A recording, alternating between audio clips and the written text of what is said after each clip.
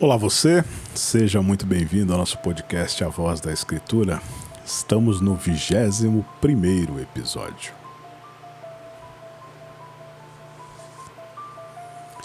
A história bíblica tem momentos em que tudo parece avançar e outros em que tudo parece se partir. Há períodos de conquista, de glória, mas há também momentos em que o juízo de Deus se manifesta. Às vezes não com trovões, raios e fogos, mas com uma ruptura silenciosa. E é exatamente aqui que chegamos agora. O reino de Salomão terminou, o trono mais glorioso de Israel ficou vazio. E aquilo que Deus havia anunciado, com justiça, mas também com misericórdia, começa a se cumprir. O reino seria rasgado. Lembre-se, Deus havia sido claro com Salomão. Já que te desviastes do meu caminho, rasgarei o teu reino das tuas mãos. Mas junto com o juízo veio a graça. Por amor a Davi, não farei isso nos teus dias. E Deus acrescentou: não tirarei o reino inteiro, deixarei uma tribo ao teu filho, por causa da aliança que fiz com Davi. Esse detalhe é crucial. Deus disciplina, mas não abandona sua aliança. E o que veremos agora não é o fim da promessa, mas a forma como Deus a preserva, mesmo em meio aos colapsos da humanidade. Muito bem, após a morte de Salomão, sobe ao trono seu filho Roboão. O reino ainda está unido, mas apenas por fora. O povo carrega décadas de peso, impostos altos, trabalhos forçados, sustentar com suor o luxo da corte, a distância crescente entre o rei e a nação. E as tribos se unem e fazem um pedido simples: alívio dos impostos, alívio do jugo. E dizem: se fizerdes isto, te serviremos. Roboão pede tempo para analisar. Consulta os anciãos, que aconselham a ser humilde, a tirar um pouco o pé. O povo está cansado e extenuado. Roboão, não contente, também vai consultar os jovens, que o aconselham à dureza.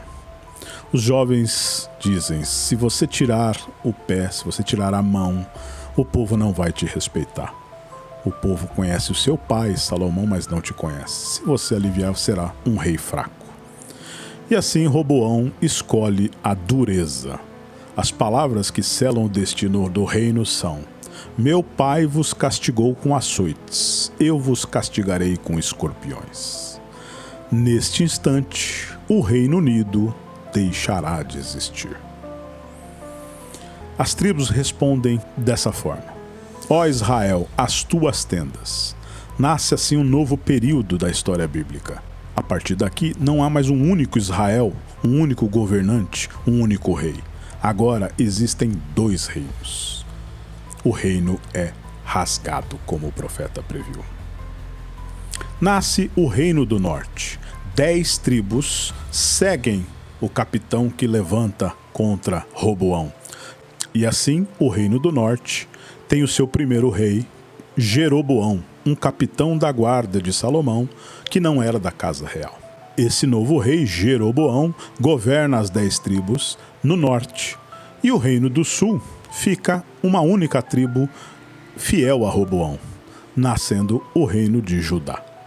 Então, a partir de agora, temos o reino do norte com 10 tribos e o reino do sul com uma única tribo, Judá. Neste reino do sul, a tribo de Judá, permanece a linhagem de Davi com Roboão.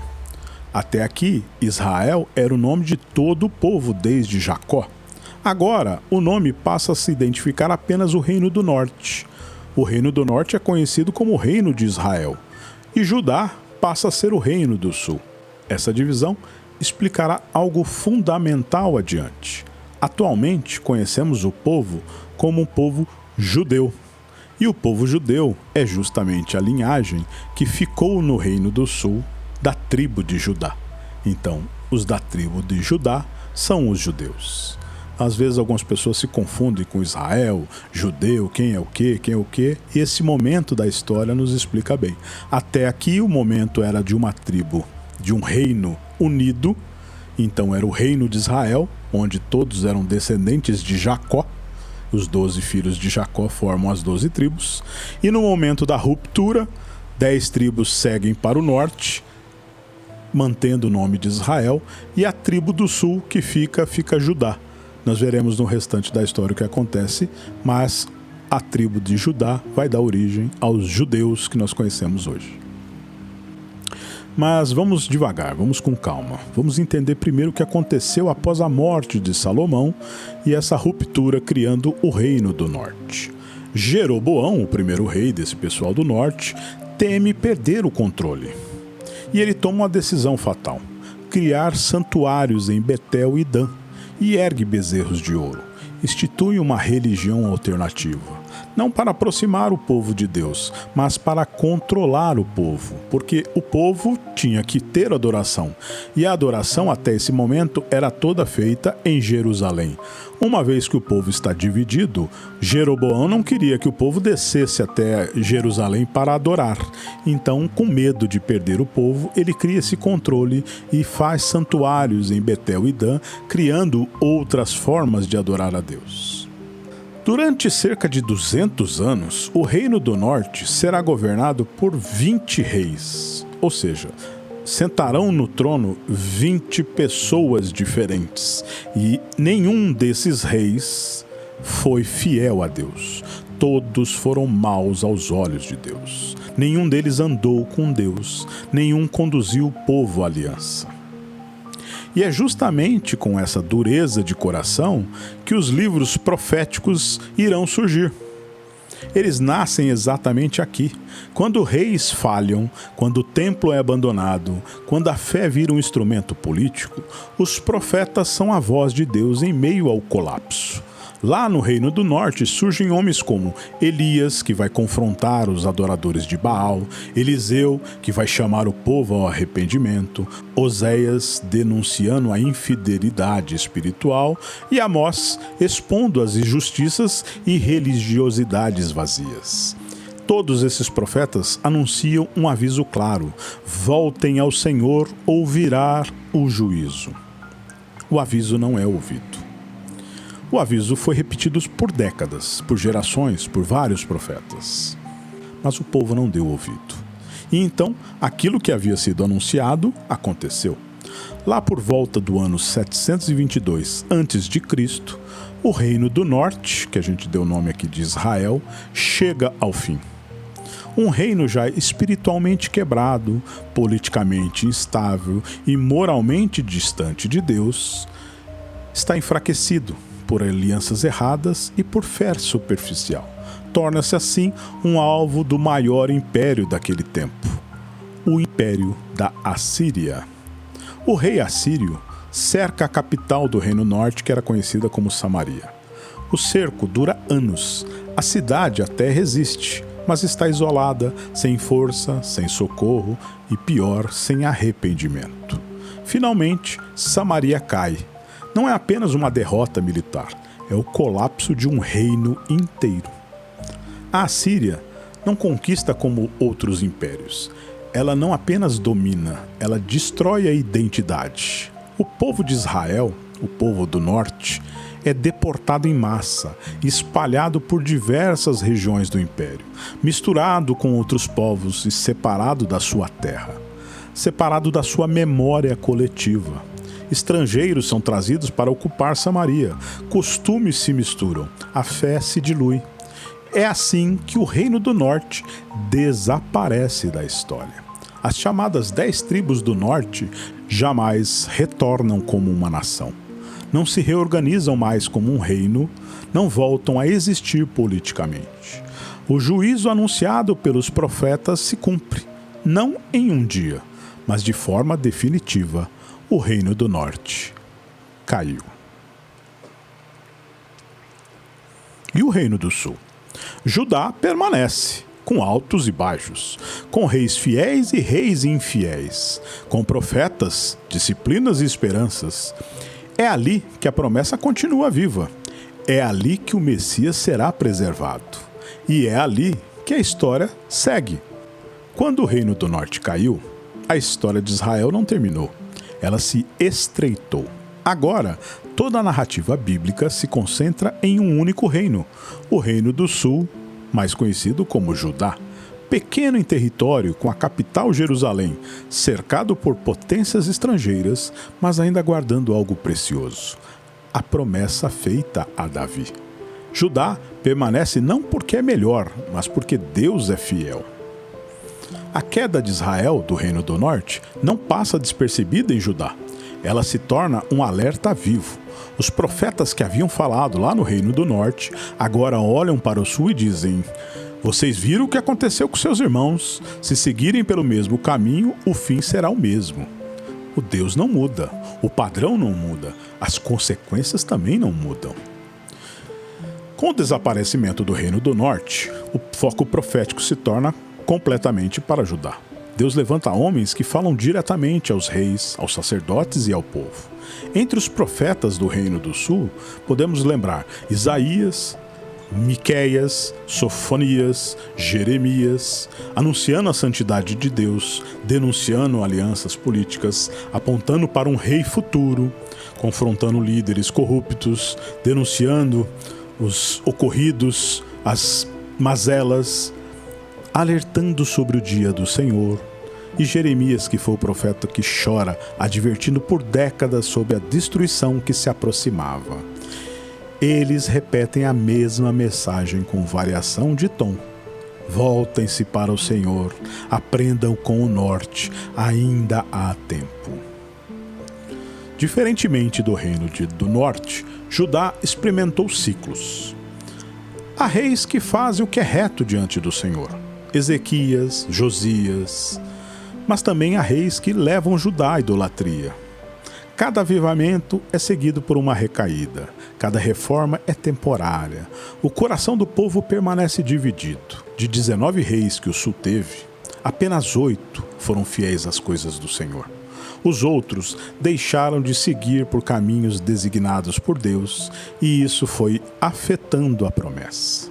E com o tempo, os avisos proféticos deixam de ser convites e passam a ser anúncios. Assim como o Reino do Norte caiu diante da Assíria, Judá também enfrentará um império. Mas agora o cenário mudou.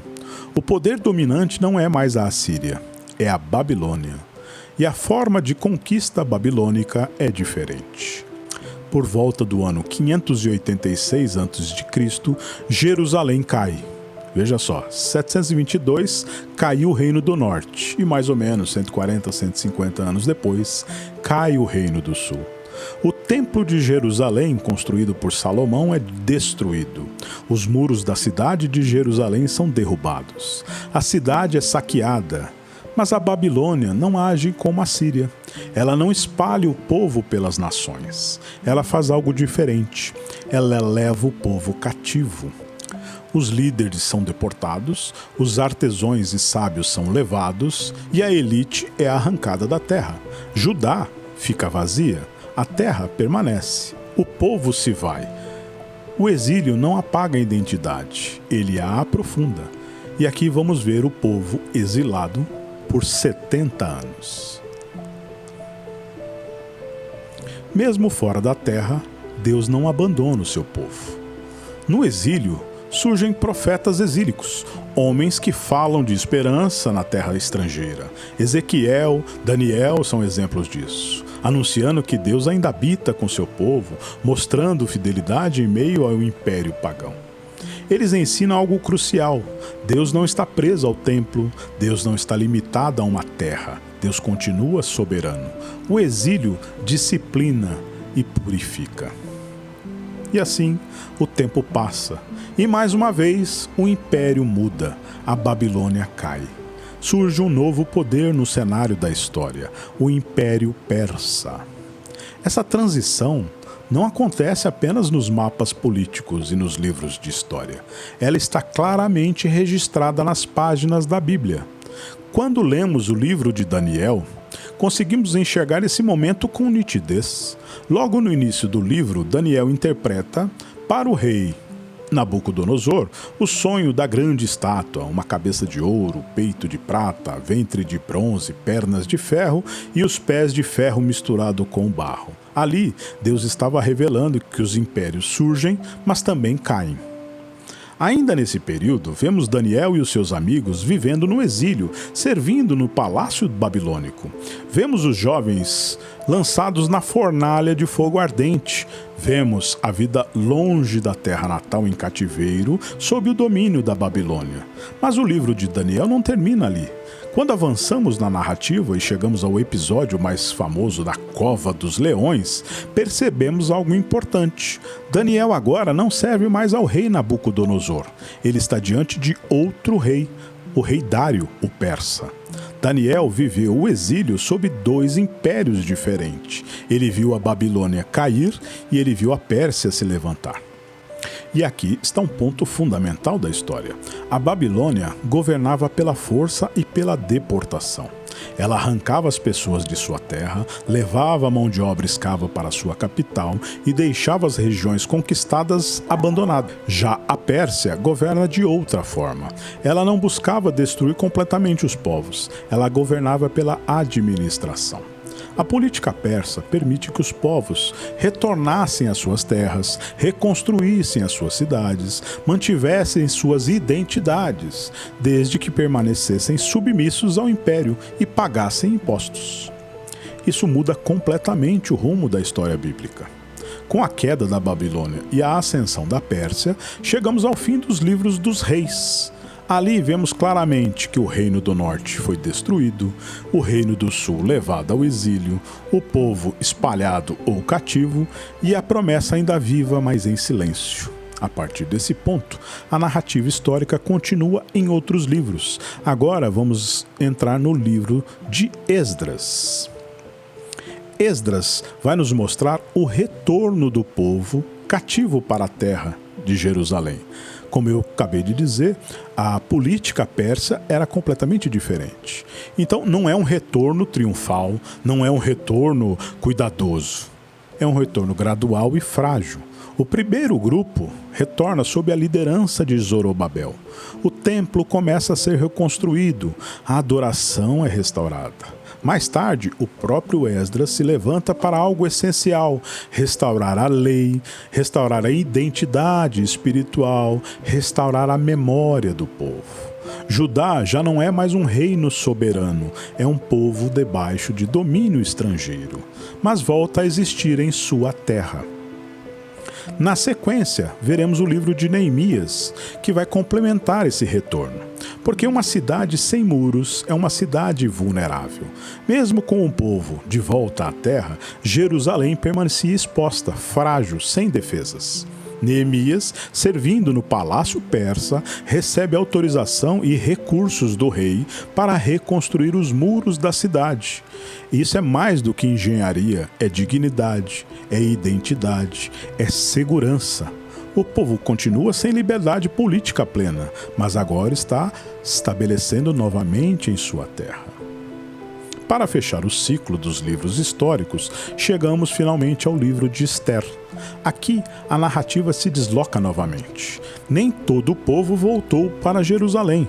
Uma parte ainda permanece espalhada no Império Persa.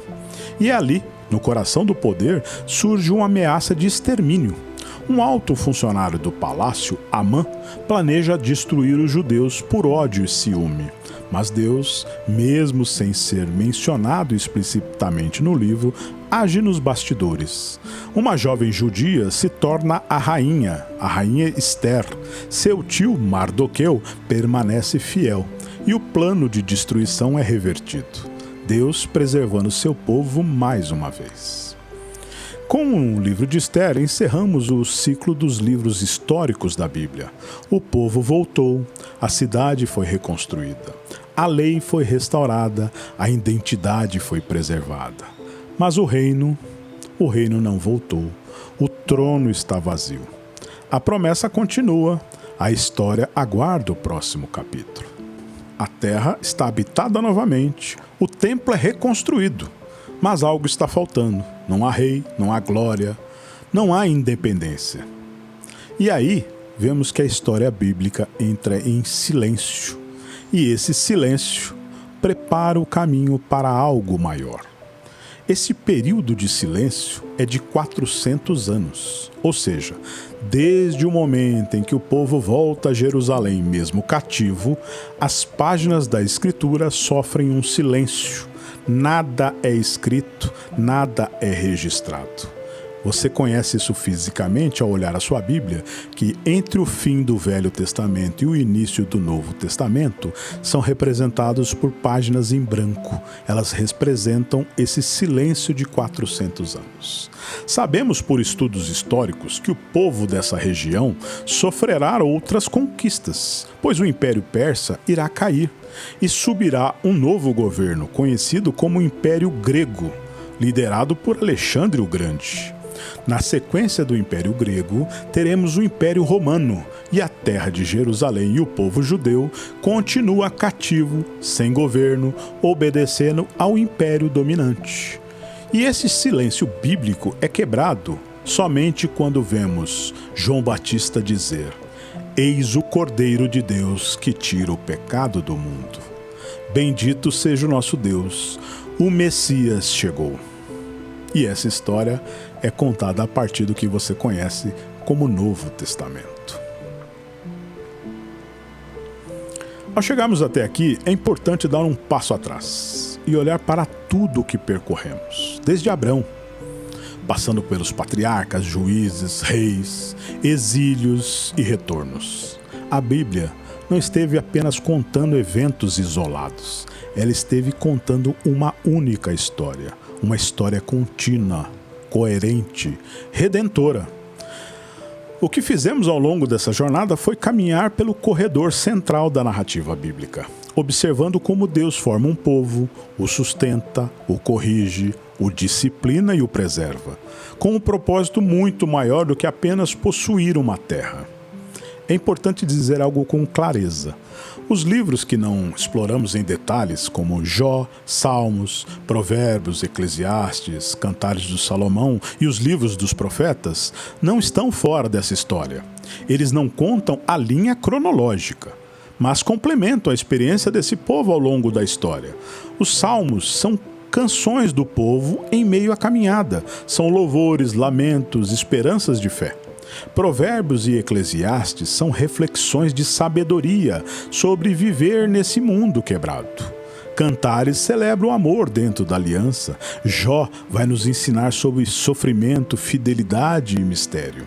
E os profetas são pregações levantadas por Deus para confrontar reis infiéis, tanto do norte como do sul, denunciar injustiças e clamar o povo ao arrependimento, seja na terra ou seja até no exílio.